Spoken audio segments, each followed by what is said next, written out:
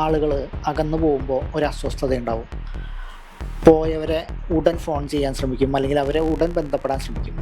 അപ്പോൾ ജീവിത പാറ്റേൺ എന്താവും? അത് അമിതമായിട്ടുള്ള ഒരു ആശ്രയത്തിൻ്റെതാവും.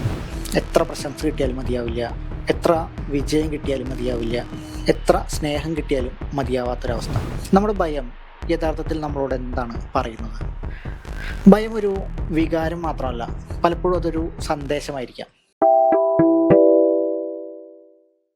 കഴിഞ്ഞ എപ്പിസോഡിൽ നമ്മളൊരു പ്രധാന ചോദ്യം നമ്മളോട് തന്നെ ചോദിച്ചു: എന്തുകൊണ്ടാണ് ചില പ്രശ്നങ്ങൾ നമ്മുടെ ജീവിതത്തിൽ വീണ്ടും വീണ്ടും സംഭവിക്കുന്നതെന്ന്. അത് ചിലപ്പോൾ ബന്ധങ്ങളിലായിരിക്കാം, പണത്തിൻ്റെ കാര്യത്തിലായിരിക്കാം, അല്ലെങ്കിൽ ഒരു പരാജയമായിരിക്കാം, അല്ലെങ്കിൽ കാരണം പോലും അറിയാത്ത ചില ഭയങ്ങളായിരിക്കാം. ഇന്ന് നമ്മൾ അതിലും ആഴത്തിലേക്ക് ഒന്ന് അന്വേഷിച്ചാൽ നമ്മുടെ ഭയം യഥാർത്ഥത്തിൽ നമ്മളോട് എന്താണ് പറയുന്നത്? ഭയം ഒരു വികാരം മാത്രമല്ല, പലപ്പോഴും അതൊരു സന്ദേശമായിരിക്കാം, ഒരു സൂചനയായിരിക്കാം. ചിലപ്പോൾ നമ്മുടെ ഭയങ്ങൾ നമ്മെ എവിടെയോ എത്തിക്കാൻ ശ്രമിക്കുന്നുണ്ടാവാം.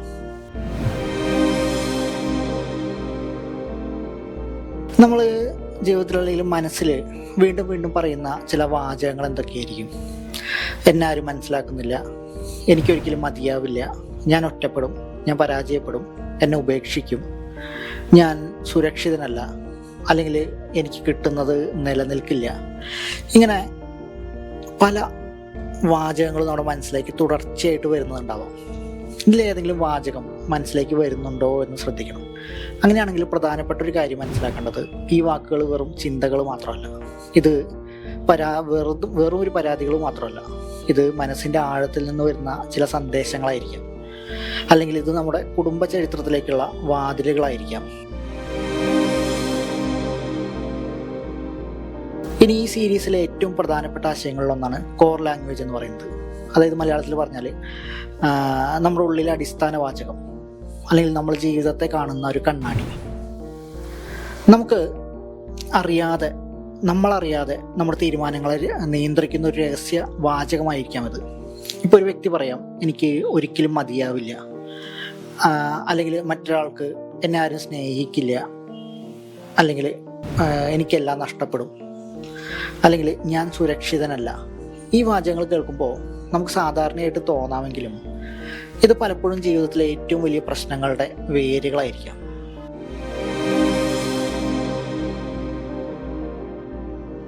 ഭയത്തിന് സ്വന്തമായിട്ടൊരു ഭാഷയുണ്ടാവും. അത് 3 രീതികളിലാണ് പ്രത്യക്ഷപ്പെടുക. ഒന്നാമത്തത് ഒരു വാചകമായിട്ട്, രണ്ടാമത്തത് ഒരു ശരീര അനുഭവമായിട്ട്, മൂന്നാമത്തത് ഒരു ജീവിത പാറ്റേൺ ആയിട്ട്. ഉദാഹരണത്തിന്, നമ്മൾ പലപ്പോഴും പറയുന്ന ഒരു വാചകം, ഞാൻ ഒറ്റപ്പെടും.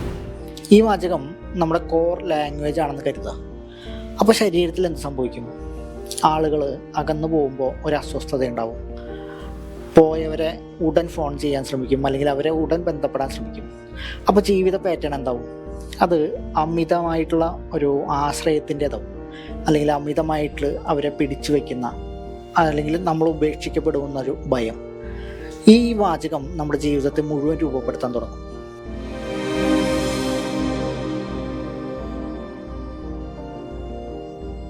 എനിക്ക് മതിയാവില്ല എന്ന വാചകം, ഇത് വളരെ സാധാരണമാണ്, പക്ഷേ അതിൻ്റെ സ്വാധീനം വളരെ ശക്തമാണ്. ഇത്തരത്തിൽ തോന്നിക്കഴിഞ്ഞാൽ ആളുകൾക്ക് എന്ത് ലഭിച്ചാലും മതിയാവില്ല, എത്ര പ്രശംസ കിട്ടിയാലും മതിയാവില്ല, എത്ര വിജയം കിട്ടിയാലും മതിയാവില്ല, എത്ര സ്നേഹം കിട്ടിയാലും മതിയാവാത്തൊരവസ്ഥ. കാരണം പ്രശ്നം പുറത്തല്ല, അതകത്താണ്. ഉള്ളിലൊരു ചെറിയ കുട്ടി ഇപ്പോഴും പറയുന്നുണ്ടാവും, ഞാൻ മതിയായവനല്ല. സത്യത്തിൽ ഈ വാചകം എവിടെ നിന്നായിരിക്കും വന്നിട്ടുണ്ടാവുക?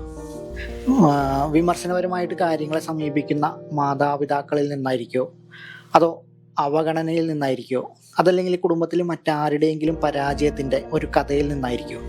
അതാണ് നമ്മൾ പിന്നീട് അന്വേഷിക്കാൻ പോകുന്നത്.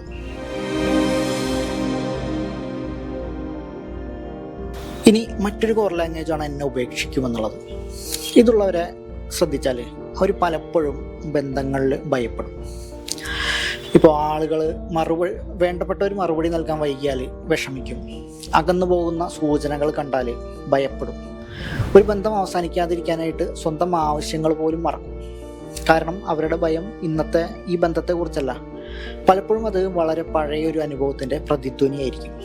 ഒരുപക്ഷെ ബാല്യത്തിലുള്ള ഒരു വേർപിരിയൽ, പണ്ടുണ്ടായ ഒരു നഷ്ടം, ഒരുപക്ഷെ തലമുറകൾ പഴക്കമുള്ളൊരു കുടുംബത്തിൻ്റെ മുറിവുമായിരിക്കാം അത്.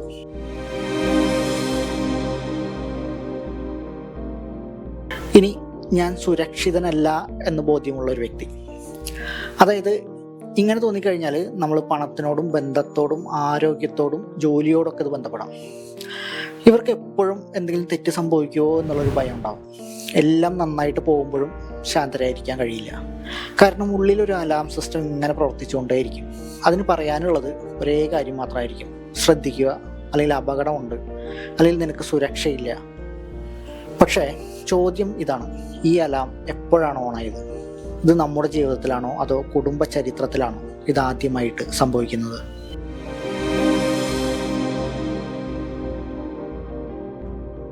നമ്മൾ ആയിരക്കണക്കിന് ചിന്തകൾ ദിവസവും ചിന്തിക്കും. പക്ഷേ ചില വാചകങ്ങൾ മാത്രം വീണ്ടും വീണ്ടും തുടർച്ചയായിട്ട് വരും. എന്തുകൊണ്ടായിരിക്കാം? കാരണം അവയ്ക്ക് വികാരത്തിൻ്റെ ഒരു ഭാരമുണ്ടായിരിക്കും. അത് വെറും ചിന്തകളായിരിക്കാൻ സാധ്യതയില്ല. അവ ഒരു അനുഭവത്തിൻ്റെ ഓർമ്മയായിരിക്കും, ഒരു മുറിവിൻ്റെ ഭാഷയായിരിക്കാം, അല്ലെങ്കിൽ അപൂർണമായൊരു കഥയുടെ ശബ്ദവുമായിരിക്കാം. അതുകൊണ്ടാണ് അവ വീണ്ടും വീണ്ടും മടങ്ങി വരുന്നത്.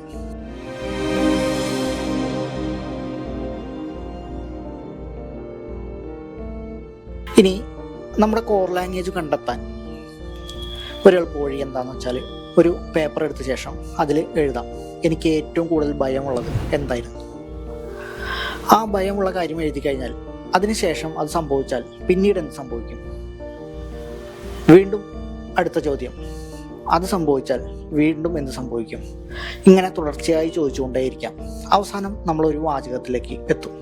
ഉദാഹരണത്തിന്, ഞാൻ ഒറ്റപ്പെടും, അല്ലെങ്കിൽ ആരും എന്നെ സ്നേഹിക്കില്ല, അല്ലെങ്കിൽ ആരും പരിഗണിക്കില്ല, ഞാൻ മതിയായ ഒരാളല്ല, അല്ലെങ്കിൽ എനിക്ക് കിട്ടുന്നതൊക്കെ നഷ്ടപ്പെടും.